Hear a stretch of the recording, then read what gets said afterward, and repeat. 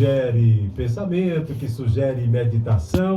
O bate-papo filosófico traz mais uma vez aos estúdios da Rádio Progresso o grande pensador caririense Tiago Landim, filósofo, professor universitário, pensador Tiago Landim. Boa tarde, bem-vindo.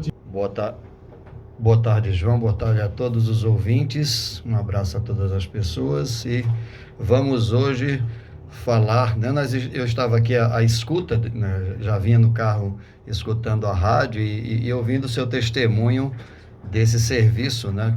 Que você prestava aí de educação física, me lembrando que quando eu era menino, né?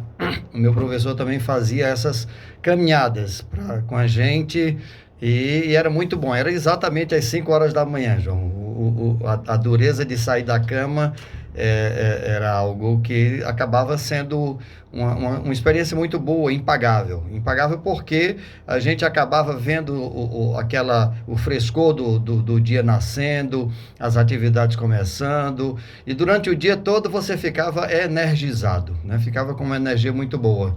Então, trazer essa sua fala me trouxe uma ótima recordação. Sabe quantas aulas por dia? Nesses tempos que eu dava educação física às 5h30 da manhã? Sim. 13 aulas por dia. Né? Uma aula às 5h30 da manhã, de 7 às 11, 4 aulas, de 1 às 5, 4 aulas, e de 6h30 às 10, 4 aulas. Eram 13 aulas por dia, nosso querido Tiago. E eu ainda tinha rádio ao meio-dia, não é? Mas um tempo bom que a gente se lembra assim como o melhor da nossa lembrança de atividade, né? Muito bem, Tiago, por quanto de res pública nos dispomos a lutar?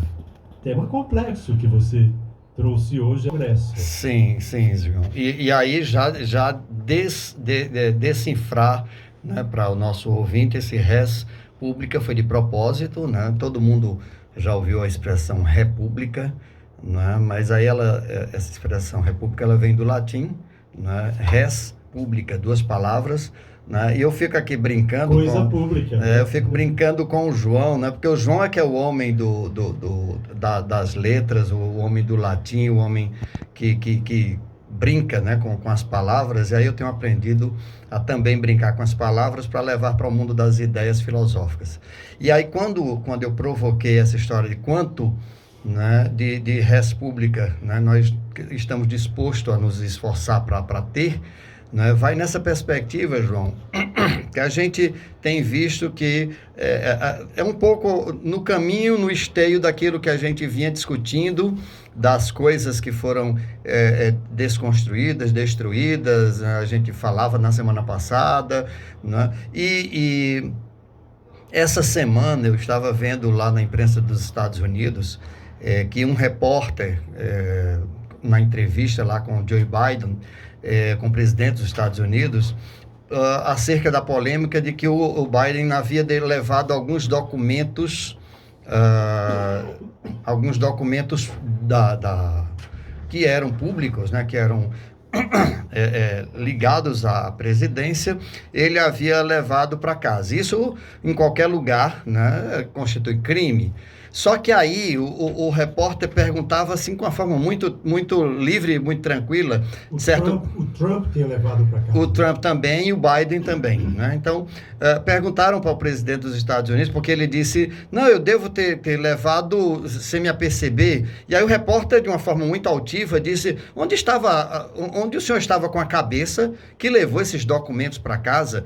Né? E aí gerou toda uma discussão, mas me chamou muita atenção a altivez, a autoridade com que o repórter, como cidadão estadunidense, ele dizia com muita liberdade para outro cidadão estadunidense que está presidente, né, que está temporariamente presidente, que ele não deveria ter feito aquilo. Aí eu ficava dizendo, nossa, nós aqui estamos discutindo desvio de verba que foi para uma ONG que deveria trabalhar com índios e não foi feito. Nós estamos discutindo no Brasil o uso absurdo do cartão corporativo. Nós estamos muito aquém dessa perspectiva dos Estados Unidos, né? Então, por quê? Né? De certo modo, aí me veio a ideia de provocar aqui a nossa conversa hoje, João, provavelmente porque nós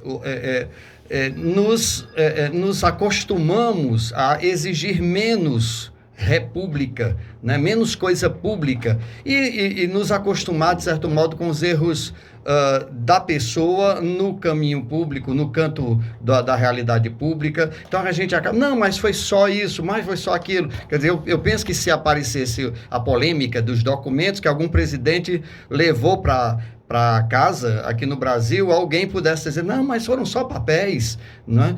Agora nós estamos vendo que alguns móveis sumiram do Palácio do Planalto, e aí nós estamos discutindo esses desvios, e aí eu fico perguntando, nós enquanto Brasil, enquanto população, nós precisamos começar a discutir quanto de coisa pública nós queremos, né? E quanto nós nos dispomos a lutar por essa coisa pública, ou quanto a gente simplesmente deixa para lá, dá de ombros, e aí a gente vai abrindo esse espaço do tolerável, de tal modo que tem gente que, não, mas ele desviou só, vamos imaginar, não, mas foi um desvio só de 10 mil reais, o que é 10 mil reais para uma prefeitura? E aí a gente vai avançando no que seria impensável.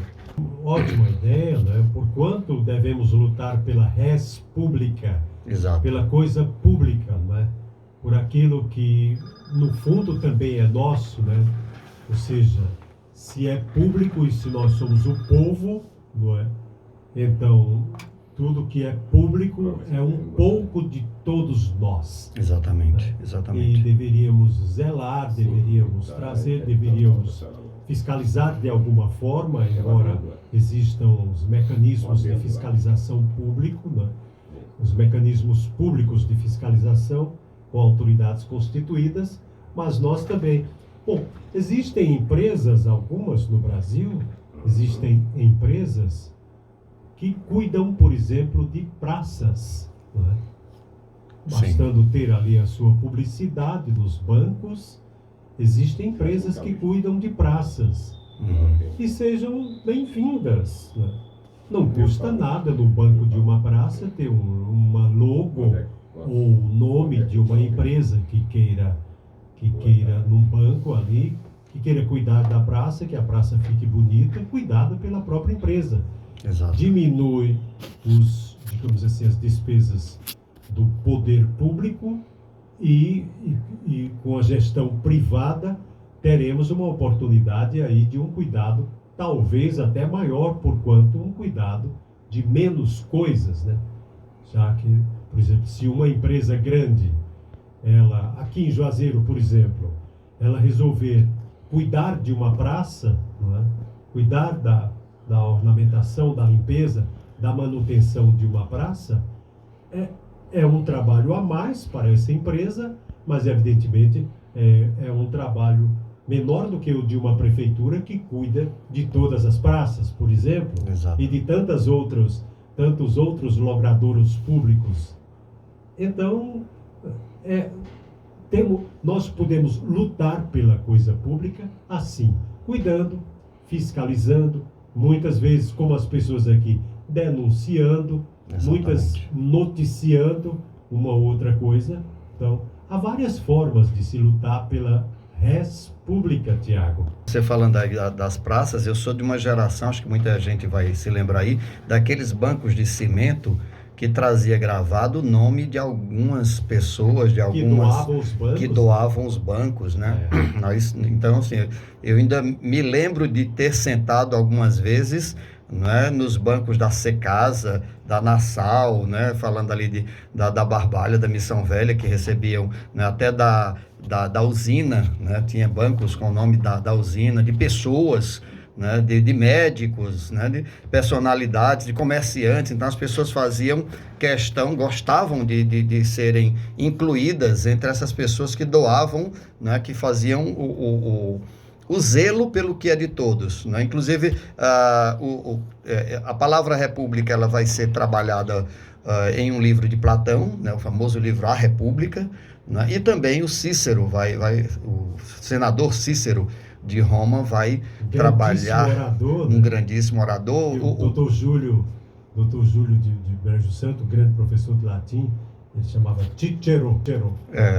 O Cícero, um grande orador, foi senador da República Romana. O Cícero, ele diz que para a gente ter uma república, a gente tem que ter 3 questões fundamentais. Primeiro, um número razoável de pessoas, né, para que a gente possa dizer que é uma república. Depois, que esse número razoável de pessoas seja uma comunidade de interesses e fins, ou seja, nós temos os mesmos fins, os mesmos interesses.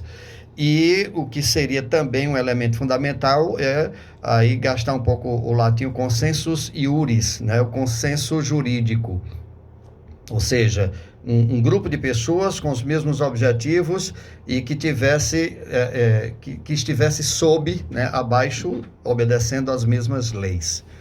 Né? E aí ele completa que nessa república teria que ter 3 elementos, né? O libertas, né, que seria a liberdade, né, do povo, né? O autoritas, que seria a autoridade do legislador, ou seja, o legislador que tem autoridade, ou seja, ele sabe exatamente o que o povo quer para colocar na lei. E aí ele tem autoridade. Essa autoridade, preconiza o Cícero, vai exatamente nessa perspectiva de que quando eu sei os anseios do meu povo, eu vou com autoridade suficiente para levar naquele grupo, né? Eu vou com autoridade para dizer, olha, está aqui, né? Isso aqui é o que o povo anseia. E aí eles colocam na lei. E por último, o potestas, que seria o poder do juiz. Ou seja, a capacidade que as pessoas têm de, em olhando essas leis que o povo decidiu, a partir delas dizer quem usurpou de determinadas coisas, quem ultrapassou os limites, quem está obedecendo à lei, portanto, deve ser respeitado e deixado passar tranquilamente, ou quem deve ser retido, no caso aí, impensável, absurdo, desses doentes, né? Essas pessoas devem ser retidas para serem tratadas, pessoas passando, mulheres, geralmente, né, fazendo exercícios físicos no meio da rua, e uma pessoa com psicopatia, com alguma doença, usurpando o direito que não lhe foi dado, né, o direito de ficar se exibindo, o direito de ficar agredindo o outro também naquela realidade do respeito, né, à sua corporalidade, uma deficiência também, né? Então a gente precisa exatamente isso, João, um povo que fale, né? Um legislativo que escute e um judiciário que realmente seja fiel à lei, né? E nesse aspecto eu acho que já estaríamos de bom grado. E aí eu acrescentaria esse elemento, você que foi da área, que é, né, um agente político também da região do Cariri, eu diria que pessoas de bem à frente de determinadas execuções, né? Você sabe disso, que às vezes a malversação do dinheiro público de muitas pessoas fazem com que pessoas probas, pessoas honestas, quando querem entrar na política, os outros costumam desestimular, né? E aí, quando a gente está na política, quando a gente está assumindo uma coisa dessas, fica sempre aquele constrangimento.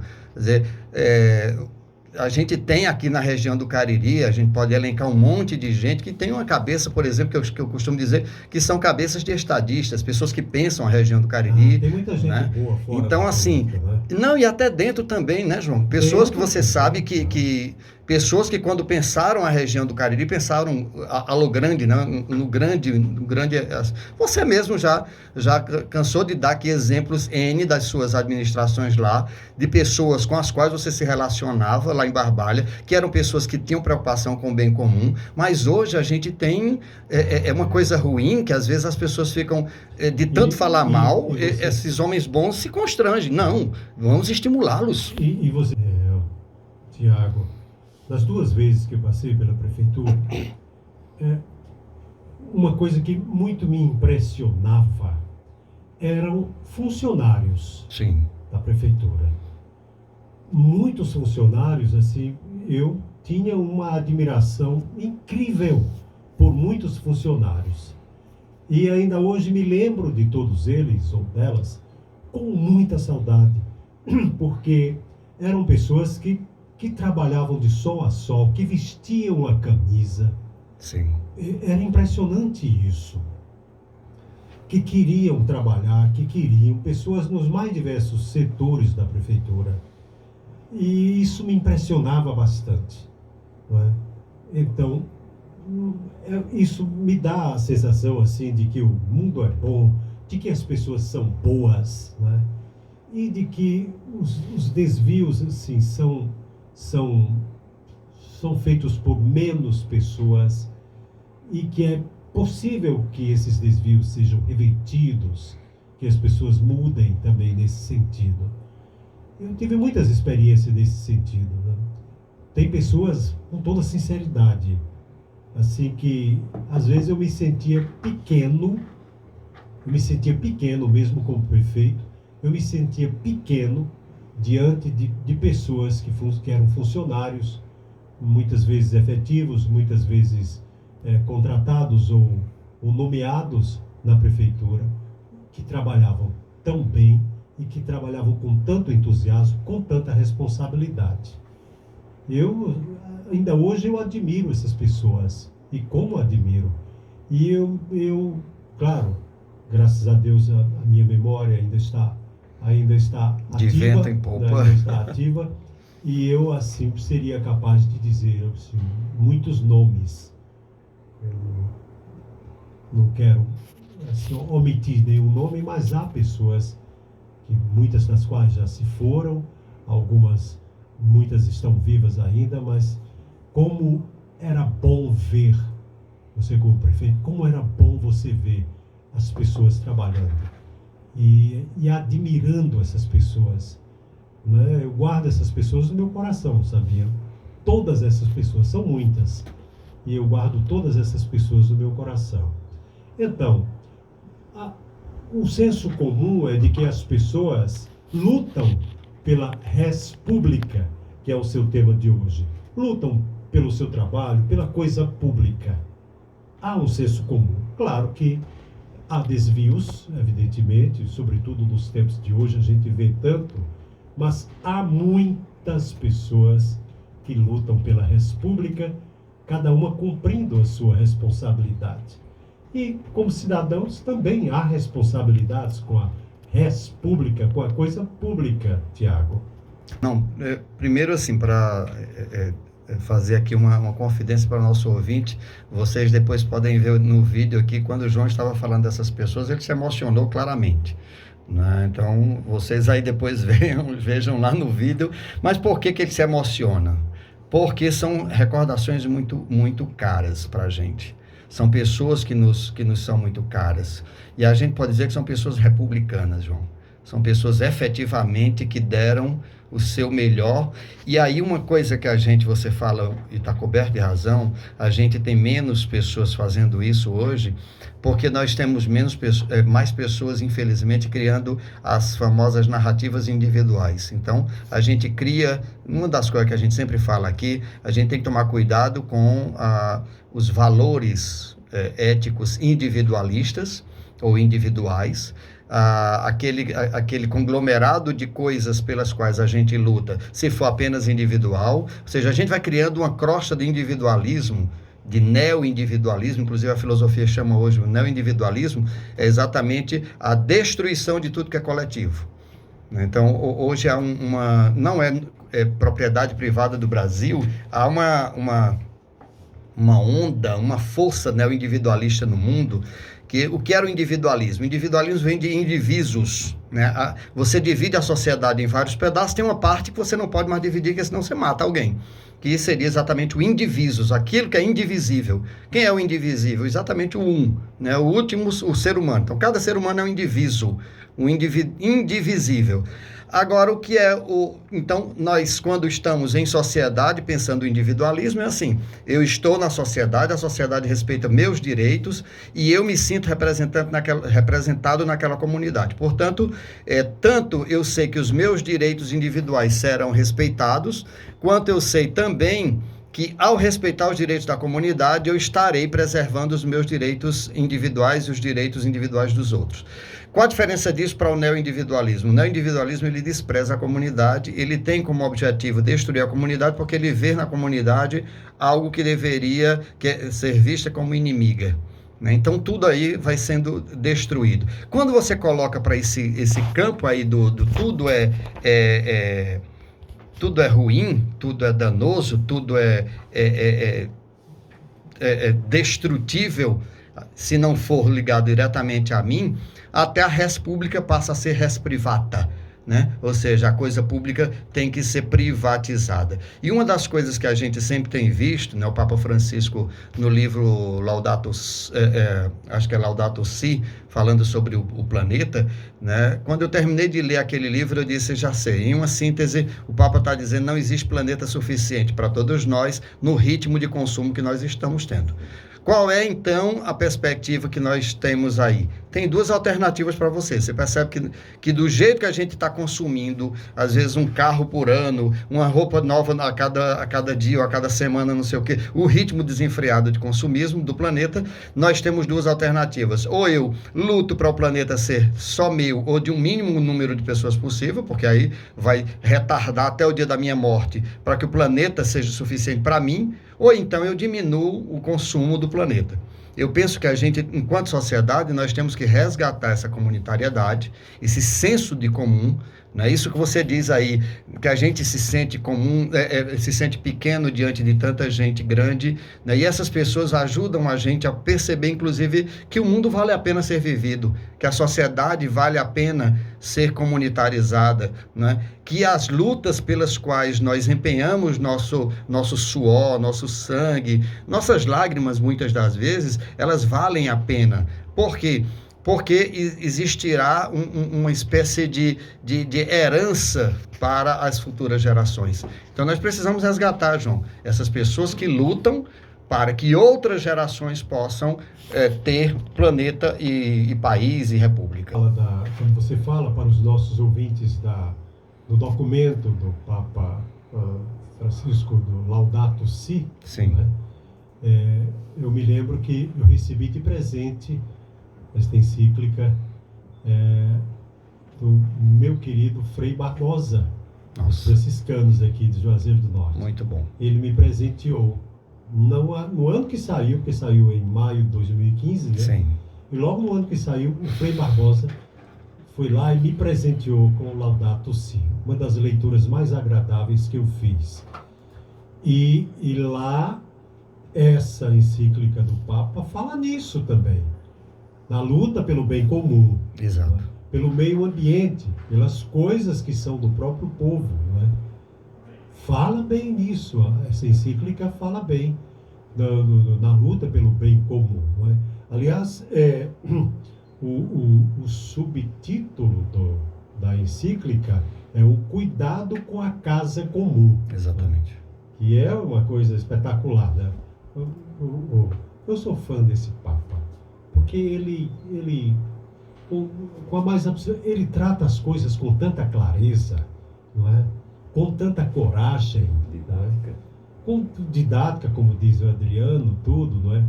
E ele permeia, assim, as atividades do mundo, o fator espiritual, o fator existencial, exato, as coisas mundanas, ele trata sem subterfúgios, né?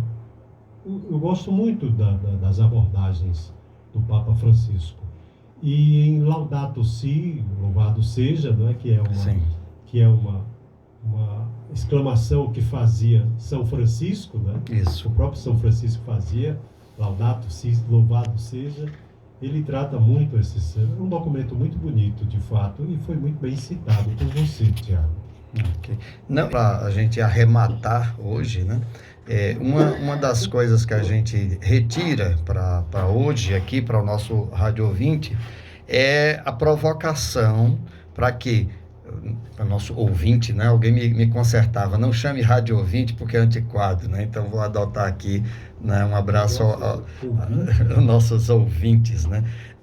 Então, para o nosso ouvinte, acho que para a gente fechar de certo modo assim, quanto mais eu me esforçar para ter república, coisas públicas, menos eu precisarei me esforçar para ter privada, ou seja, coisa privada. Quanto mais eu me esforçar para que nós preservemos, por exemplo, os lugares de lazer, os lugares por onde a gente se sinta seguro, as instâncias de segurança, as autoridades responsáveis por cada uma das coisas, por quanto mais a gente se esforçar para que nós possamos, como disse o João, o papel da população vigiar, denunciar quando for necessário, ajudar, né, colaborar, dar testemunho, né? Eu acho que quanto mais a gente fizer esse esforço da república, e aí é resgatar, começar a resgatar, gente, deixar de pensar no muro da minha casa, ou deixar de pensar menos no muro da minha casa e começar a pensar mais na educação dos jovens para que eles não possam depois ser vítimas fáceis, né, capturadas pelos diversos crimes que existem na população, na sociedade, no mundo, né? A gente tentar preservar todas as coisas para que nós possamos entregar para as próximas gerações um mundo melhor do que a gente recebeu. Outro dia eu cheguei para uma palestra no colégio daqui da região e dizia, olha, eu quero pedir perdão porque se nossa geração não se esforçar, né, eu estou aqui com 49 anos de idade, né, e aí, desses 49 anos de idade, eu penso que nós menos fizemos do que a geração anterior. Então, que nós possamos nos esforçar para que nós entreguemos um mundo melhor. Eu pedia perdão para aquela geração, porque eu dizia, olha, gente, nós estamos deixando muita coisa nas mãos de vocês. Nós estamos deixando muita coisa para vocês depois consertarem. Mas eu penso que ainda dá para a minha geração, para nossas gerações aqui, que estamos, né, na sociedade, que estamos nas instâncias, para que nós possamos nos esforçar para que criemos mais república e menos privada. Né? E o nosso querido Prof. Luna, que é uma cabeça maravilhosa também da nossa Barbalha, da nossa região, professor Aldo Luna, ele disse que gosta muito do bate-papo filosófico. Obrigado, Aldo. Ele disse, olha, na escuta, amo esse bate-papo filosófico. Um forte abraço. Aliás, o professor Aldo Luna tem um canal no YouTube, né? É o canal Reflexivo no YouTube, e ele é maravilhoso. O professor Aldo foi secretário Barbalha, professor universitário, professor do Nossa Senhora do Fato, professor de cursos de inglês, cabeça pensante, muito, muito bonita, cabeça pensante. Um republicano, maravilhoso, maravilhoso. Forte da palavra, João. E ele nos manda aqui muitas fotos da visita que foi feita ontem ao antigo prédio da usina, que hoje é público. Sim, né? sim. O prédio da usina de açúcar, que hoje é público, vai ser um grande centro de tecnologia lá. Ótimo. Obrigado, querido professor Aldo Luna. Mas que maravilha, olha, a Inês nos diz aqui que o problema, Tiago, é que a natureza não perdoa. Quando o ser humano destrói a natureza, todos os seres pagam, diz a Inês Pimenta de Castro, nossa querida ouvinte. Exatamente. Que pode, inclusive, ser estendido. Estendamos para outras questões aí. Tiago Landim, cabeçante do nosso Cariri, professor universitário, doutor em... Um abração, Tiago, e até sexta. Um grande abraço, João, e a todos os ouvintes. Um grande abraço. Boa sexta-feira, bom fim de semana.